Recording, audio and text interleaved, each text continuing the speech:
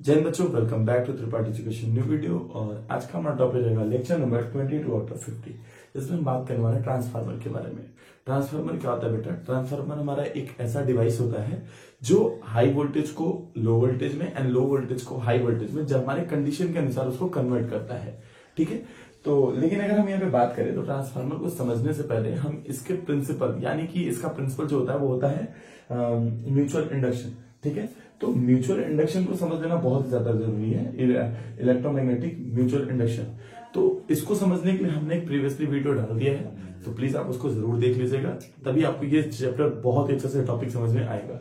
चलिए तो शुरू करते हैं बिना किसी देरी के। सबसे पहले अगर इंट्रोडक्शन के बारे में बात करें तो ट्रांसफार्मर क्या होता है बेटा? एक तरीके का ये हमारा स्टैटिक डिवाइस है, ठीक, and it transfer electrical energy from one part of the electrical or electronic circuit to the other part of the electronic circuit without changing the frequency।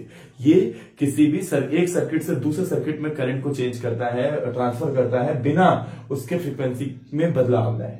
ठीक है, और ये हमारे माइकल फैराडे लॉ पे और electromagnetic induction पे यानी mutual induction पे बेस्ड होता है। यहाँ पर हमको जैसे जनरली कुछ ट्रांसफार्मर दिख रहे हैं जो blue transmission, green distribution and black distribution के थ्रू हमको देख रहे हैं। अगर वीडियो इसको बड़ा करें थोड़ा सा तो देखिए ये ब्लू कलर के टावर्स जो दिखते हैं बेटा, ये हमारे ट्रांसमिशन फॉर्म में होता है, मतलब ये बस ये ट्रांसमिट करते हैं, एक यहां से दूसरी जगह लेके जाते हैं और इनका कोई रोल नहीं होता है। ठीक है, हम लोग टावर देखे होंगे, जगह जगह पे गड़े होते हैं। ठीक है, ये ट्रांसमिशन कस्टमर्स है।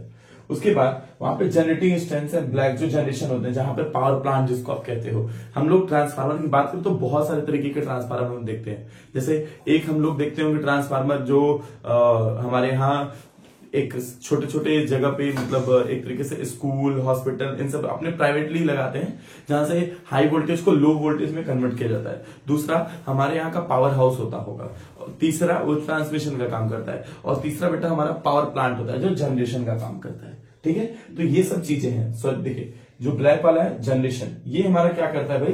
ट्रांसफार्मर पावर प्लांट पे होता है। दूसरा हमारा है डिस्ट्रीब्यूशन, जैसा कि हमारा पावर हाउस है, और तीसरा हमारा ट्रांसमिशन जो ये हमारे यहाँ पे लगे हुए हैं। ठीक है, ये लोग बस ट्रांसमिट करते हैं हमारे मोहल्ले में, इलाके में, इन सब जगह पे।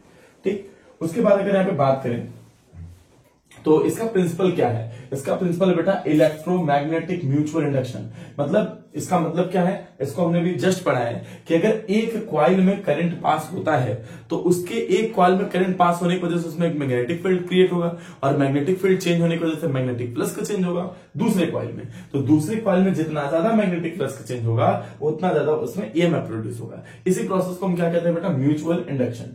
अब अगर बात करें ट्रांसफार्मर के कंस्ट्रक्शन के बारे में, तो ट्रांसफार्मर में क्या क्या कंस्ट्रक्शन होता है देखो। सबसे पहले बेटा एक हमारा आयरन कोर होगा, ठीक है, रेक्टेंगुलर, जिसके ऊपर हम दो जगह हम कॉपर वायर को बाउंड करेंगे, लपेटेंगे।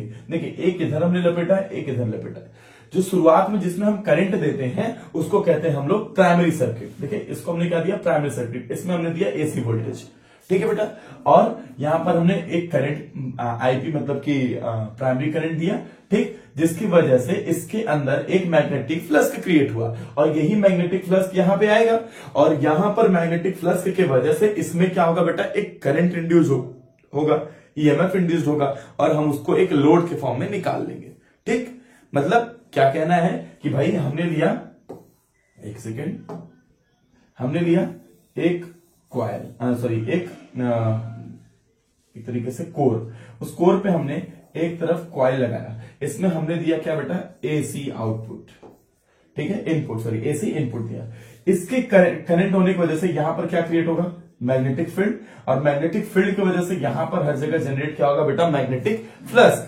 और अगर यहां मैग्नेटिक फ्लक्स जनरेट हुआ तो यहां भी मैग्नेटिक फ्लक्स जनरेट होगा, जिसकी वजह से इस ओर पे जो कॉइल लगा है इसमें क्या इंड्यूस होगा बेटा? करंट। और इसमें जो करंट इंड्यूस होगा, ईएमएफ इंड्यूस होगा, इसको हम एक आउटपुट के फॉर्म में, मतलब आरएल, लोड रेजिस्टेंस के फॉर्म में इमर्ज कर लेंगे, निकाल लेंगे। ठीक, तो इसी तरीके को हम क्या कहते हैं? ट्रांसफार्मर। ये सारे हमारे सेटअप्स थे। अब अगर हम बात करें इनके प्रोडक्शन के बेसिस पर, ट्रांसफार्मर को दो पार्ट्स में डिवाइड किया जाता है, और कंस्ट्रक्शन के बेसिस पे भी दो। तो सबसे पहले बात करें तो प्रोडक्शन के बेसिस पे, तो दो ट्रांसफार्मर है, एक हमारा स्टेप अप है और एक हमारा स्टेप डाउन है। स्टेप अप क्या होता है बेटा? मतलब स्टेप अप का मतलब है, यहां पर हमको देखने को मिल सकता है कि स्टेप अप में इनपुट जो होगा वो लेस देन होगा, जो इनपुट होगा बेटा वो लेस देन होगा हमारे आउटपुट के। मतलब हम कम वोल्टेज देके ज्यादा वोल्टेज देंगे तो वो क्या होगा हमारा ये स्टेप अप। और स्टेप डाउन में क्या होगा बेटा, इनपुट वोल्टेज जो होगा वो ज्यादा होगा हमारे आउटपुट वोल्टेज के। मतलब कि भाई हम ज्यादा वोल्टेज को कम में कन्वर्ट करेंगे। जैसे हमारे यहाँ के ट्रांसफार्मर जो हमारे मोहल्ले में होते हैं वो बहुत हाई वोल्टेज के होते हैं, लेकिन हमें घर में चाहिए 220 वोल्ट, तो वो उसको यूज करते हैं। या हमारे यहाँ कभी कभी स्टेबलाइजर यूज होता है, जिसको आप लोग कहते हो, नॉर्मल आजकल आता है, जिसको वो कम वोल्टेज को भी लो में, लो को कम में, हाई में कन्वर्ट करता है, हाई को लो और लो को हाई में। ठीक।